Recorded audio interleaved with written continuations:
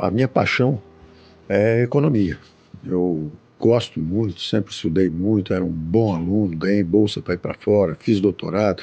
E quando eu voltei, o Brasil era um acelerador de partículas. É como se fosse um físico que entra num acelerador de partículas. Ou seja, alguém que está especializado e que tem um laboratório, porque as coisas estavam acontecendo. Então, eu tive uma formação muito forte em macroeconomia, economia internacional, e de repente chegou ao Brasil, o Brasil indo para um processo de hiperinflação. Então, eu fui praticamente arrancado das universidades. Eu dava aula na PUC, na GV, no INPA, Instituto de Matemática Pura e Aplicada, mas o mercado começou a procurar conhecimento. Eu tinha o conhecimento que era necessário.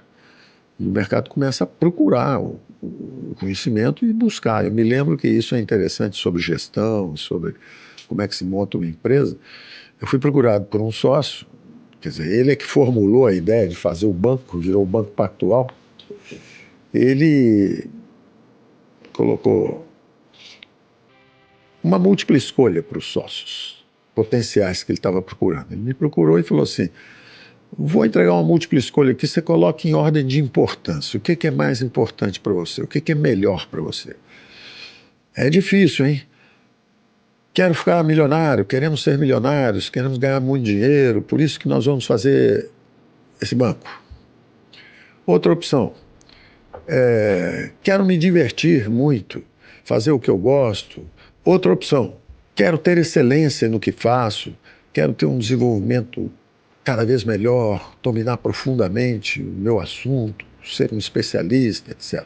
Você tem que colocar em ordem o que é mais importante, depois o outro, depois o outro. Aliás, vai do mais importante para o menos importante. Aí eu preenchi num segundo. Peguei, ele deu uma canetinha assim, né? Éramos 2 ou 3 potenciais sócios, né, que ele estava convidando. Na casa dele, na beira da piscina. Ele falou: olha, vou dar um papel para cada um, vou dar uma canetinha, vocês preencham isso daqui. Para mim foi imediato. Eu peguei, falei: bom, primeira coisa, eu quero fazer o que eu gosto. Eu quero me divertir, eu quero fazer um troço que eu gosto. Eu adoro economia, eu quero fazer isso. E pensava eu, e isso é importante, você tem às vezes na empresa as pessoas falando assim: eu preciso corrigir aquele defeito daquela pessoa, preciso... Não, usem sempre a força. Todas as pessoas têm pontos fortes e deficiências. Usem o que a pessoa tem de melhor, coloquem aquela pessoa no lugar certo para fazer a coisa certa. Para mim isso era óbvio, era assim: eu tenho que fazer o que eu gosto. Que eu fazendo o que eu gosto, por exemplo, o Pelé virou o melhor jogador de futebol do mundo porque ele adorava jogar futebol. Se ele ficasse estudando piano, ele não seria o melhor jogador. E o Nelson Freire virou um dos melhores pianistas porque ele não ia jogar futebol. Ele ficava o dia inteiro tocando piano. Então, consequentemente, você chega ao segundo ponto, que é a excelência. Agora, isso eu nunca tinha lido sobre isso. Agora tem livros sobre isso, né? Outliers. O sujeito é um outlier, aí você vai ver por que ele é um outlier. As 10 mil horas. Ele passou 10 mil horas fazendo aquilo, aí você fala: ele é um outlier. Não existe o cara. Ele tem que ter paixão. Se você tiver uma paixão por aquilo, você pode chegar à excelência. Você chegando à excelência, o dinheiro vem. Você não pode procurar o dinheiro. Você não vai procurar o dinheiro, quero ficar rico. Você pode jogar sua vida fora se você fizer isso. Imagina que você dedique sua vida a ganhar dinheiro. E aí, ou porque morreu antes de conseguir o dinheiro, ou porque perdeu o dinheiro, foi roubado, ou porque aconteceu uma desgraça qualquer, você não chegou lá. Você jogou sua vida toda fora. Você passou a vida toda correndo atrás. Enquanto que se você fizer o que você gosta, você passou a sua vida toda bem, feliz. Você nem percebe que você estava trabalhando. Você perguntar para mim: você trabalha? Eu trabalho 10, 12, 15, 20 horas por dia. Eu não acho que eu estou trabalhando. Eu estou aqui conversando com você, eu estou me divertindo, estou distribuindo. Estudei, aprendi, pratiquei, distribuo o que eu conheci, compartilho. Não sei o que é trabalhar. Hoje, por que existem pianistas, os jogadores de futebol, essa sociedade super complexa? Você sabe fazer esse microfone? Sabe fazer isso aqui? Sabe fazer isso aqui? Sabe fazer isso aqui? Isso. Como é que a gente usa isso tudo? Porque tem alguém que é muito bom para fazer isso, tem alguém que é bom para isso, alguém que... O livre mercado. Cada um vai numa direção, essa é a essência da cooperação humana. E você faz bem o negócio, pô, tem um cara que só sabe cantar, tem um outro que é bom de jogar tênis, o outro é um pugilista, dá soco em todo mundo, em vez de ser um negócio de usar aquela agressividade mal, aquele cara está distraindo, sei lá, a luta do Cassius Clay naquela época, né, do Muhammad Ali, uma luta do Éder Joffre, que era um campeão brasileiro, eram lutas que mobilizavam 1 bilhão de pessoas no mundo inteiro assistindo uma luta, a final do Campeonato Mundial de Boxe, um negócio desse tipo. Hoje, o futebol, né, as pessoas, milhões de pessoas no mundo inteiro, a Copa do Mundo, bilhões de pessoas no mundo inteiro assistindo.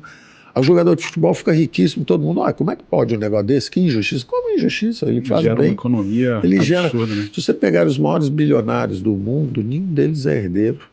Todos eles criaram coisas. O Bill Gates criou softwares aí, Steve Jobs criou a Apple. São caras que criaram coisas que são extraordinárias, beneficiam milhões de pessoas, bilhões de pessoas. Quando eu tinha a idade de vocês, o que você quer ser, etc, etc. A primeira coisa que vinha era eu quero passar num concurso público, uma coisa desse tipo. Era uma busca de segurança. Eu não pensava em ser empreendedor, mas também não pensava em segurança. Se você perguntasse para mim o que você quer fazer, eu quero estudar economia. Então eu vou estudar economia, depois vou ser um professor de economia, que aí eu posso estudar a vida inteira. Se eu for um professor, eu posso ficar na universidade estudando a vida inteira. Esse era o meu plano de vida. Aí, ligando a uma outra observação que você tinha feito, como é que despertou esse negócio de empreendedorismo em você e o sistema financeiro, como é que ele começou a se deslocar para o setor real? Eu dizia, eu cheguei, foram me buscar na universidade, né, falando, esse cara tem conhecimento, esse empresário chegou para mim e falou assim, vem cá, você fica falando no jornal todo dia o que vai acontecer. Você dá de graça para todo mundo o seu conhecimento todo. Por que você não vem fazer um banco com a gente?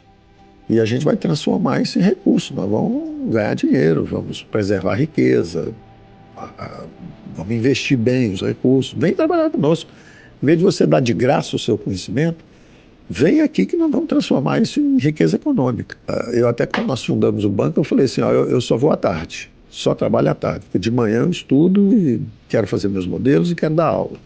Eu fiquei 2 anos e meio no Pactual, que eu só trabalhava de tarde, não trabalho de manhã. Porque eu queria continuar estudando e dando aula. Eu acabei sendo arrancado, porque aí o banco começa a crescer, né? E você vai.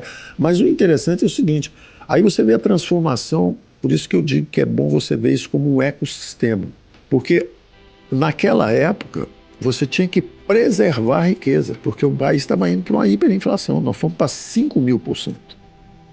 Depois veio o Plano Real, mas nós estamos indo para 5.000%. Até, curiosamente, os mesmos autores do Plano Real foram os que primeiro levaram o Brasil para 5.000%. Depois aprenderam e consertaram. Mas primeiro eles tentaram o plano cruzado, congelaram os preços todos. A inflação era 200% ao ano, 2, 3 anos seguidos. Aí eles congelaram os preços, suprimiram, reprimiram a inflação. Aquilo ficou ali preso 6 meses, 9 meses, depois explodiu e foi embora até 5.000%. Aí eles aconselharam o presidente Collor, que entrou logo depois, a congelar os ativos financeiros. Eles estavam combatendo os sintomas, né? O sintoma, primeiro, tem preço subindo, congela o preço. O dinheiro está circulando muito rápido, país do overnight, todo mundo com poupança. Você não botava dinheiro por 1 mês, por 2 meses. Primeiro você poupava por 1 ano, a inflação subia, você botava por 3 meses, a inflação continuou subindo muito, todo mundo com medo, você botava no overnight. É de um dia para o outro. Você decidia se vai deixar o dinheiro ou se vai tirar, vai deixar ou vai tirar. Todo dia. E o juros, 5.000%. Então, o país estava indo para a explosão. Então, eles acabaram entendendo que eram, na verdade, sintomas de um fenômeno mais grave que estava embaixo, que era o excesso de gasto do governo financiado por moeda. O Plano Real, então, foi um plano monetarista, brilhante, monetarista. Ele não cuidou da coisa fiscal, ele não consertou a taxa de câmbio. Nós fomos aprendendo aos trancos e barrancos, por tentativa e erro. Congela preço, não funciona. Congela os ativos de todo mundo, não funciona. Porque a inflação voltou para 2.000%. Ela foi a 5.000. Nós congelamos o preço, ela foi de 200, ela caiu para 0, depois foi para 5.000. Aí nós congelamos a poupança da população. Ela voltou para zero de novo, depois foi para 2.500. Aí nós temos um plano real, um plano monetarista, uma reforma monetária. Aí a inflação veio descendo devagar, mas com juro muito alto. Aí nós trocamos o modelo. O governo continuou gastando muito. Só que em vez de financiar com inflação, ele agora financia com endividamento em bola de neve. Aí o país continua com juro muito alto, cresce pouco, está sempre com problema de finanças públicas. Então, toda hora, grandes empresas, boas empresas e pequenas empresas são feridas mortalmente pelos juros altos. E tem que botar isso na cabeça. Juro alto é problema de excesso de gasto de governo. Não tem jeito. Você fala assim, o Banco Central. Não, o Banco Central é um espelho. Se o governo é gastador, o Banco Central está com aquele juro lá em cima para tentar derrubar a inflação. Se o governo é bem comportado, não gasta, está tudo certinho, o espelho do Banco Central, o juro fica baixinho, o país cresce, está tudo certo. Como o governo brasileiro não se comporta, ele está sempre saindo das quatro linhas, fazendo uma bagunça, gastando muito, volta e meia as empresas são abatidas em pleno voo. Elas estão crescendo, tem uma mistura às vezes equilibrada de juros e de capital próprio com capital terceiro, mas de repente aquele juro vai lá em cima e fere mortalmente a empresa e ela é abatida. Como é que você escapa disso? Aí chega o setor financeiro e começa a sair daquela função mais primária, que é só emprestar, e começa a entrar nessa dimensão que você apontou. Eu não sou só um financista, eu não vou só te dar um dinheiro, eu posso melhorar sua governança, eu posso melhorar suas técnicas de gestão, eu posso te levar para modelos superiores. Mas eu sou muito pequenininha. Ótimo, eu entro com um VC, Venture Capital. Eu já estou grande, já estou madura, já estou crescendo. Ótimo, eu entro com um Private Equity. Mas esteja eu na condição de um VC ou de um Private Equity, eu vou estar no board atuando qualitativamente, te ajudando, levando você a fazer auditorias com empresas de melhor qualidade, porque isso facilita o seu acesso ao mercado de capitais lá na frente, levando você, todo CEO tem que ler. Vocês levam esse conhecimento para eles. Todo CEO tem que ler pelo menos 3 livros. O Competition, do Michael Porter, que aí você sabe as 5 forças. Quem são os meus fornecedores, quem são os meus competidores, quem são os meus clientes, qual é o meu ambiente de negócio, a estrutura da indústria onde eu estou, ela é competitiva, não é? Então, todo CEO tem que ler o Michael Porter, Competition.